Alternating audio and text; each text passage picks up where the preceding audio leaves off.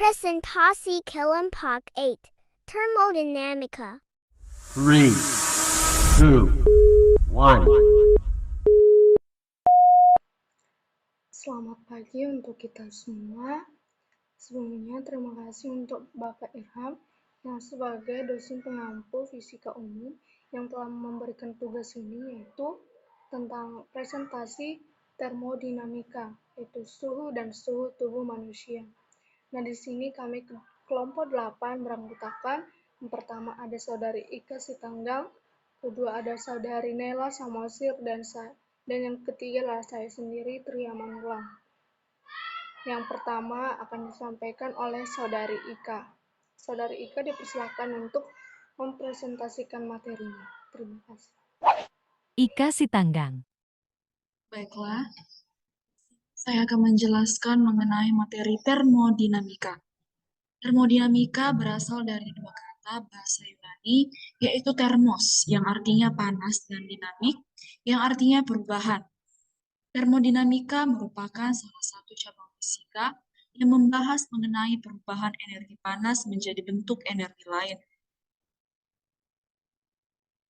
Sistem termodinamika. Sistem termodinamika merupakan suatu kesatuan sejumlah massa zat tertentu yang membentuk suatu komponen. Massa zat ini dapat terpisah menjadi gas, air, dan padat. Namun dapat pula merupakan gabungan dari 2 atau 3 zat sekaligus. Yang pertama, sistem terisolasi. Sistem terisolasi adalah sistem termodinamika yang di dalamnya tidak terjadi pertukaran panas, benda, atau kerja dengan lingkungan. Contoh dari sistem terisolasi adalah wadah terisolasi seperti tabung gas terisolasi. Yang kedua itu sistem tertutup. Sistem tertutup adalah sistem termodinamika yang di dalamnya terjadi pertukaran energi atau panas dan kerja, tetapi terjadi pertukaran benda dengan lingkungan. Rumah hijau adalah contoh dari sistem tertutup di mana terjadi pertukaran panas tetapi tidak terjadi pertukaran kerja dengan lingkungan. Sistem terbuka.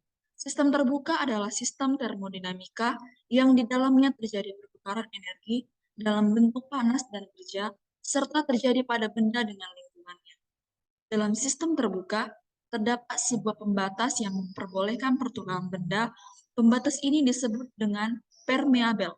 Samudra merupakan contoh dari sistem terbuka. Hukum termodinamika. Hukum Kenol termodinamika menyatakan bahwa dua sistem dalam keadaan seimbang dan maka ketiganya dalam saling setimbang satu dengan yang lainnya. Hukum pertama termodinamika. Hukum pertama termodinamika menyatakan bahwa jumlah entropi di dalam suatu sistem yang terisolasi akan bernilai konstan atau bertambah ketika sedang mengalami suatu proses. Hukum kedua termodinamika yaitu menyatakan pembatasan perubahan energi di mana alur kalor suatu objek dengan sistem memiliki sifat alami, yaitu kalor mengalir secara alami atau spontan dari benda yang panas atau bersuhu tinggi ke benda yang dingin atau bersuhu rendah. Dan sebaliknya, kalor tidak akan mengalir secara alami atau spontan dari benda dingin atau bersuhu rendah ke benda panas atau bersuhu tinggi, tanpa dilakukan usaha. Hukum ketiga termodinamika. Hukum ketiga termodinamika terkait dengan temperatur nol absolut. Hukum ini menyatakan bahwa pada saat suatu sistem mencapai temperatur nol absolut, semua proses akan berhenti dan entropi sistem akan mendekati nilai minimum. Kembalikan kepada model. Nela Samosir. Suhu. Suhu atau temperatur adalah ukuran rata-rata panas atau energi panas partikel dalam suatu zat. Suhu disimbolkan dengan T. Dalam sistem satuan internasional, suhu dinyatakan dengan satuan Kelvin. Satuan dalam suhu. Yang pertama, Celsius oleh Ander Celsius, yang membuat termometer dengan titik beku air pada skala 0 dan titik didih air pada skala 100. Termometer buatannya dikenal sebagai termometer Celsius dengan satuan suhu dalam derajat Celsius. Jadi termometer Celcius mempunyai titik bawah 0 derajat Celcius dan titik atasnya 100 derajat Celcius. Yang kedua, Fahrenheit oleh Gabriel Daniel Fahrenheit. Ia menetapkan titik beku air pada skala 32 derajat sebagai titik acuan bawah dan titik didih air pada skala 212 derajat sebagai titik acuan atas. Termometer hasil rancangannya disebut termometer Fahrenheit dengan satuan suhu derajat Fahrenheit. Yang ketiga, Reaumur oleh Anthony Verhout de Reaumur. Termometer rancangannya disebut sebagai termometer Reaumur dengan titik acuan bawah 0 derajat Reaumur dan titik acuan atas 80 derajat Reaumur. Yang keempat, Kelvin oleh Lord Kelvin. Ia merancang termometer yang dikenal sebagai termometer Kelvin. Termometer ini mempunyai titik acuan bawah 273 dan titik acuan atas 373. Skala satuan suhu termometer ini dinyatakan dalam Kelvin tanpa derajat.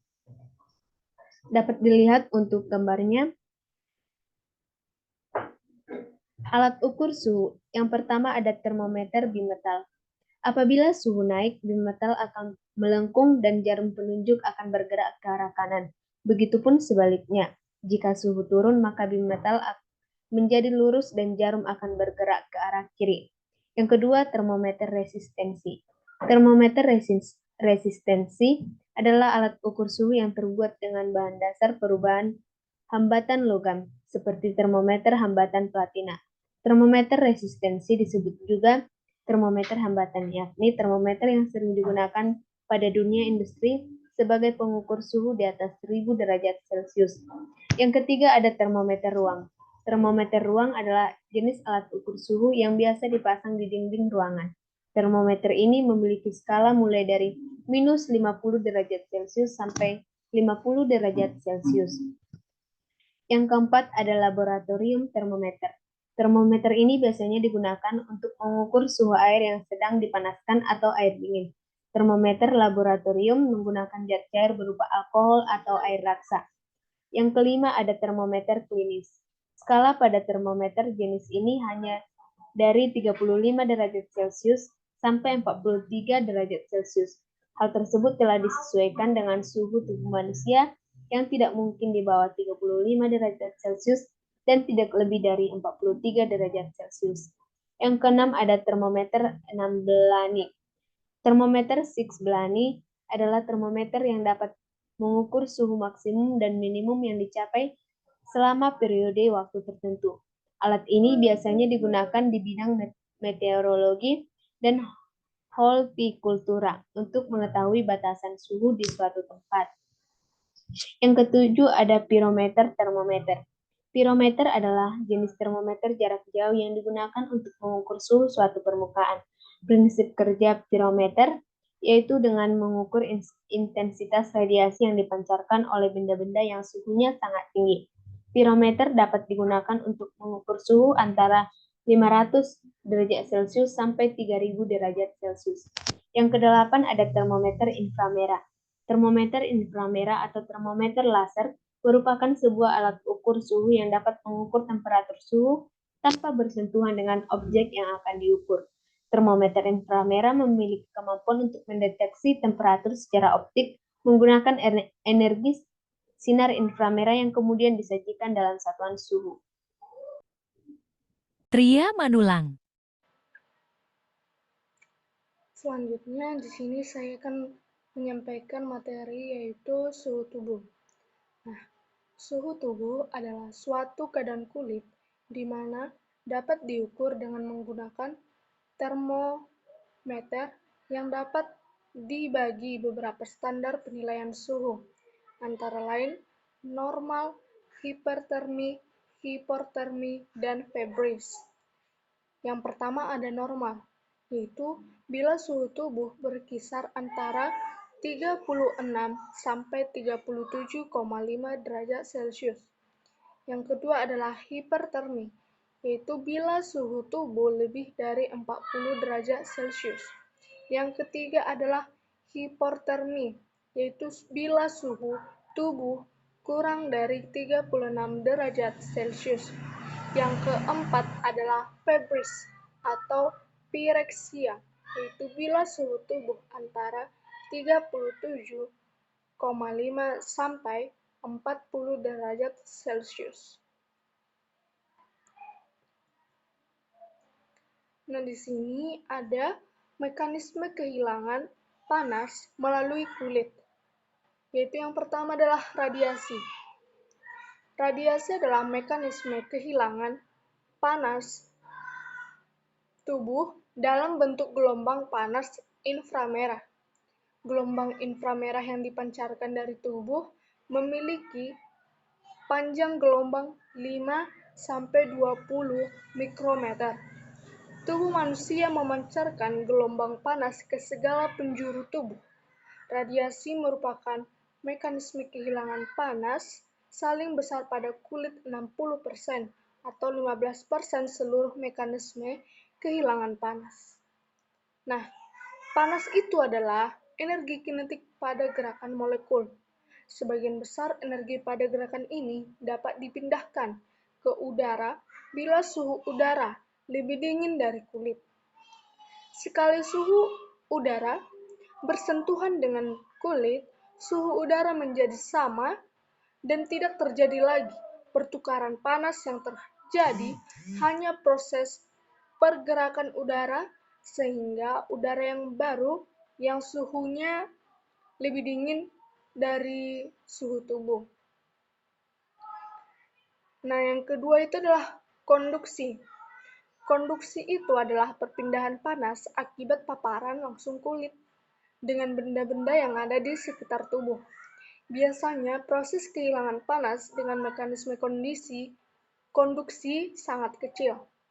Sentuhan dengan benda umumnya memberikan dampak kehilangan suhu yang kecil karena dua mekanisme, yaitu kecenderungan tubuh untuk terpapar langsung dengan benda relatif jauh lebih kecil daripada paparan dengan udara, dan sifat isolator benda menyebabkan proses perpindahan panas tidak dapat terjadi secara efektif terus-menerus. Nah, yang ketiga itu ada evaporasi, yaitu adalah bisa dikatakan penguapan air dari kulit dapat memfasilitasi perpindahan panas tubuh. Setiap 1 gram air yang mengalami evaporasi akan menyebabkan kehilangan panas tubuh sebesar 0,58 kilokalori. Pada kondisi individu tidak berkeringat, mekanisme evaporasi berlangsung sekitar 450-600 ml per hari. Hal ini menyebabkan kehilangan panas terus-menerus dengan kecepatan 12-16 kalori per jam. Evaporasi ini tidak dapat dikendalikan karena evaporasi terjadi akibat difusi molekul air secara terus-menerus melalui kulit dan sistem pernapasan. Yang keempat ada konveksi, yaitu adalah perpindahan panas dengan perantaraan gerakan molekul, gas atau cairan. Misalnya, pada waktu dingin, udara yang diikat atau dilekat pada tubuh akan menjadi dipanaskan atau bisa dikatakan dengan melalui konduksi dan radiasi, kurang padat, naik, dan diganti udara yang lebih dingin. Nah, cukup sekian hasil presentasi kelompok 8 kami ini tentang termodinamika, yaitu suhu dan suhu tubuh. Mohon maaf jika ada kesalahan. Lebih dan kurangnya kami ucapkan terima kasih. Terima kasih.